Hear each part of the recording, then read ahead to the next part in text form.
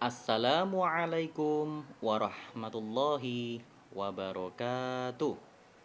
Sobahul khair, sobahun nur. Anak-anak, hari ini pelajaran fikih bersama Pak Anas. Kita akan membahas materi bab 1 tentang alat-alat bersuci. Hari ini kita akan membahas tentang air mustakmal. Ya, anak-anak. Air mustakmal itu apa? Air mustakmal itu adalah air yang suci, tetapi tidak boleh digunakan untuk bersuci. Misal, digunakan untuk wudhu atau mandi, maka tidak sah. Sedangkan air mutlak itu air yang suci dan boleh digunakan untuk bersuci. Nah, air mutlak ini yang harus kita gunakan. Sebagaimana dalam buku paket fikih halaman 2, air mutlak itu adalah air yang suci yang jumlahnya ada 7. Ya, ada air hujan, sungai, air sumur, kolam, embun, es, dan air laut. Kemudian air mustakmal itu sebenarnya suci, tetapi tidak boleh digunakan untuk bersuci. Mengapa demikian? Nah, pada penjelasan ini nanti akan Pak Anas sampaikan mengapa air mustakmal itu tidak boleh digunakan untuk bersuci. Anak-anakku, mari kita lihat penjelasan tentang air mustakmal. Air mustakmal itu ya adalah air yang sedikit, yaitu air yang ukurannya atau volumenya kurang dari 2 kolah.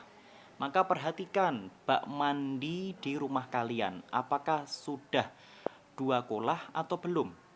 Volumenya atau airnya itu sedikit atau banyak? Karena Nabi bersabda, "Idza kanal ma'u qullataini lam yahmilil khabas." Yang artinya, jika air itu terdapat padanya 2 kolah, maka ia tidak akan tertolak. Jadi, air yang dalam bak mandi atau dalam wadah tertentu, jika volume atau ukurannya itu banyak, lebih dari 2 kolah, maka itu boleh dipakai bersuci. Ya, sedangkan air mustakmal itu jumlahnya sedikit dan kurang dari 2 kolah. Ya, ingat, kurang dari 2 kolah. Lalu bagaimana atau apa pengertian kulah itu? Nah, kalian simak penjelasan selanjutnya bahwa yang dimaksud dengan air 2 kolah itu adalah air yang volumenya atau ukurannya sebanyak 270 liter. Ya, 270 liter. Kalau kalian misal belum mampu menghitungnya sebanyak apa 270 liter itu, nah, kalian perhatikan ini ada contoh botol air mineral dalam kemasan sebanyak 1 liter.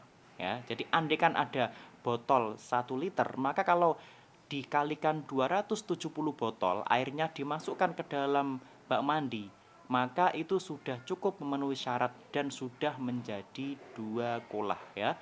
270 liter itu atau kurang lebih sekitar 4 galon ya. 3 galon setengah ya, atau sekitar 4 galon.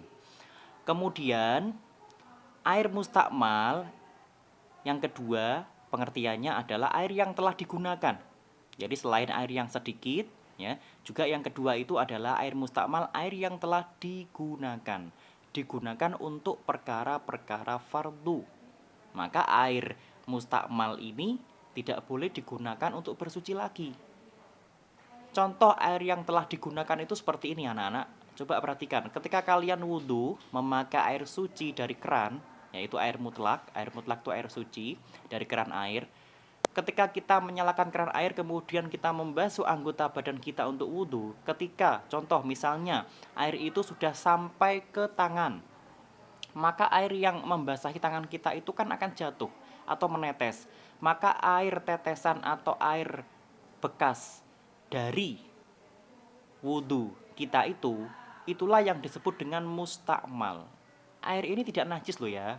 Tidak, tetapi air ini kalau andai kan dikumpulkan lagi, kemudian dipakai untuk bersuci lagi atau wudhu lagi, maka tidak sah, tidak boleh, karena itu bekas. Ya, ingat ya, air mustakmal itu tidak najis. Tetapi airnya karena bekas dipakai untuk berwudhu atau bersuci, maka tidak boleh dipakai untuk berwudhu lagi. Ya, seperti itu ya anak-anak. Kalian bisa memahami enggak? Kalau belum paham, silakan bertanya kepada orang tua atau kakak yang ada di rumah kalian. Kemudian, pengertian air mustakmal yang ketiga itu adalah air yang telah berubah sifat karena rasanya, karena warnanya atau baunya. Jadi kalau kalian melihat air yang awalnya suci, jumlahnya sedikit dalam bak mandi, kemudian rasanya berubah, warnanya berubah, baunya berubah, maka itu juga termasuk mustakmal dan tidak boleh dipakai untuk bersuci.